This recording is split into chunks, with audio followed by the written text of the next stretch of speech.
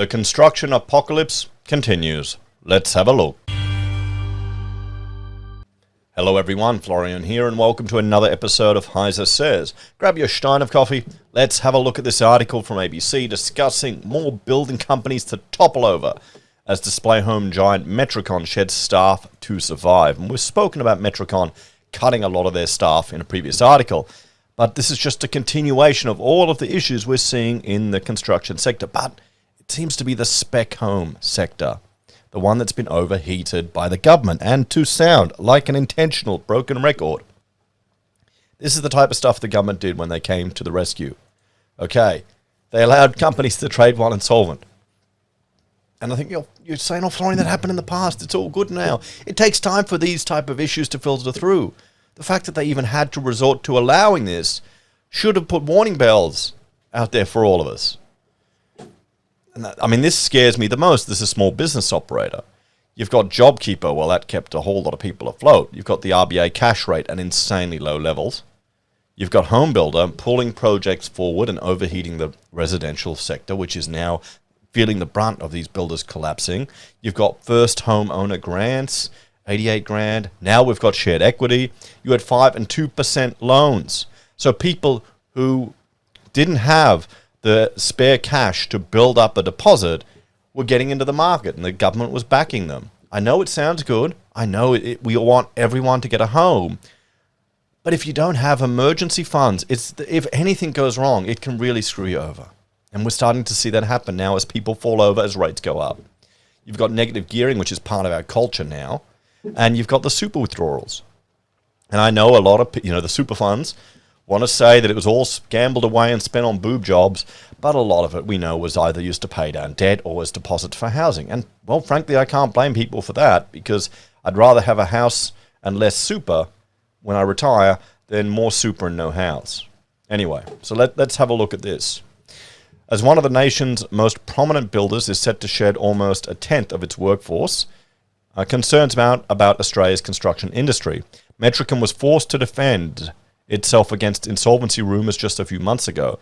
The company has now told its roughly 2,500 person workforce that it is restructuring. The move will impact 9% of its workforce. That works out to more than 200 jobs. So it's not just the 40 people in the sales department in New South Wales that are getting the shaft. Most of the roles that will go are not in building or construction itself, but in front of house jobs like sales and marketing. Okay, so it's sales and marketing probably around the whole country. In a statement, Metricon's acting chief executive, Peter Langfelder, said the company was contracted to build 6,000 homes. We are working to restructure our front end of the business, given the current climate, and the need to move forward more efficiently, he said. Australia's commercial and residential construction industry is currently grappling with a post-boom hangover. Incentives such as Home Builder during the pandemic saw at least 130,000 new homes or renovations subsidised by the federal government stimulus program. And all that, the point of that was just to keep money moving through the economy. And they use housing because it's the most effective way for them to do it. And remember, this was just a kickback. You got 15 grand extra, and you still had to spend 150,000 of your own money. So for every 15 grand the government gave you, they got 15 grand back in GST. So it's a win-win. Whereas if they did that for social housing, it wouldn't be the same, wouldn't be as effective. And it's not about the housing, it's not about the homes, it's about keeping money flowing through. Just remember that. So, at the same time, the industry has been grappling with soaring inflation or price hikes on a range of crucial materials, including timber, flooring, and even toilets. Oh, try and get a portable toilet, guys. They're getting expensive. That's collided head-on with staff shortages to build new homes, which wasn't helped by the East Coast floods, which soaked up many construction and trade workers for rebuilds and repairs. This year, a long list of building companies, including Privium, Condev, and ProBuild, have collapsed.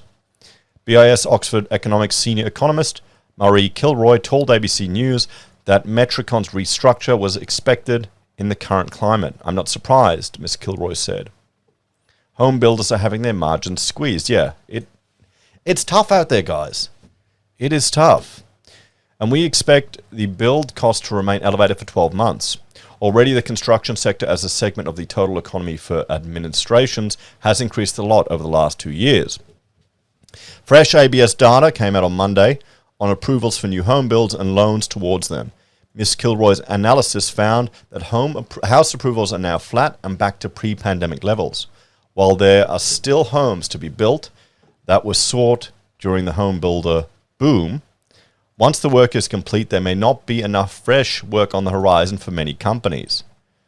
This issue collides head-on with rising interest rates, which impact consumer sentiment and the ability of Australians to take out loans to build new homes or renovate their properties.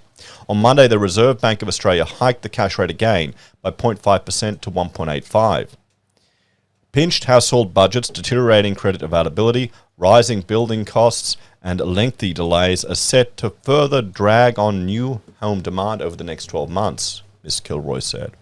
This is on top of a higher assumed dropout rate for projects, with a significantly greater share of approved dwellings not making their way to completion. The squeeze on margins felt by home builders will likely lead to more builders toppling over, especially less capitalized small to medium-sized operators. And in the short to medium term, that's going to impact the ability to increase supply for housing stock. Metricon's Peter Langfielder pointed towards skill shortages and supply constraints as reasons behind job losses. With the current headwinds buffeting the industry, specifically labour costs due to competition for skills, combined with present global material cost hikes, and with our very strong existing pipeline of work, we need to carefully balance the pipeline of new builds with the construction side of the business, he said. Our future construction pipeline shows no signs of slowing, with more than 6,000 starts scheduled for 2023.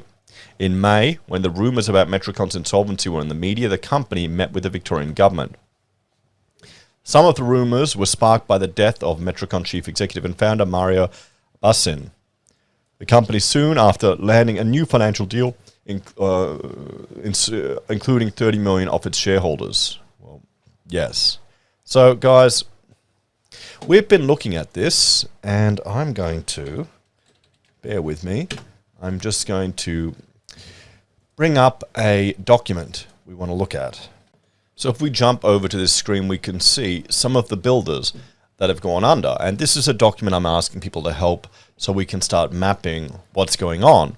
You've got, well, in liquidation, Wolfram, external administration, West Point, external administration, Langford Homes, Pivotal Homes, Condev Construction, Snowden Developments, Tasmanian Construction Proprietary Limited, known as Hontondo Homes, Wilbury Homes have now gone into external administration. You've got Inside Out Construction, Dalem Developments, Home Innovation Builders, ABG Group, New Sensation Homes, Next, Pindon, ABD Group, not ABG. You've got Salodo Homes, Waterford Home, Privium Homes, Statement Builders Proprietary Limited, Blade Builders, and FSA Services Group. So lots of people are starting to fall over in this sector. So with lots of people falling over in this sector, it's challenging times, and we're starting to see projects fall over. So let's have a talk about it. What we want to... you need to keep a steady head with everything that's going on here. We want to make sure that we're keeping an eye on the construction sector that's suffering, and that appears to be the residential sector. But we need to remind ourselves what the cause of all of this is. This has been exacerbated by a market that's been overheated. Okay? How many of these businesses do you think were actually trading while insolvent? How many of them are zombie companies that were kept alive due to government support? How many of them were overheated and stretched beyond their capacity because so much work was thrown at them? How many of them do you think should have shut down like Condev earlier, but didn't realize? So this is going to continue, everyone. And I will do a live stream where we update the map, probably on the weekend, just like good old Freedom Friday. So make sure you follow me on Twitch for that later on. Anyway, take care, guys. Thank you all for watching. Like, share, subscribe to the channel. Let me know your thoughts and opinions on this one.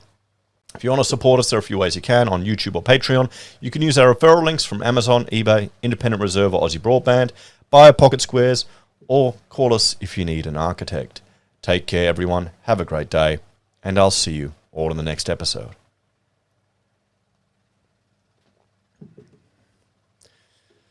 Yeah. How long is this going to last for? Maybe a couple of years.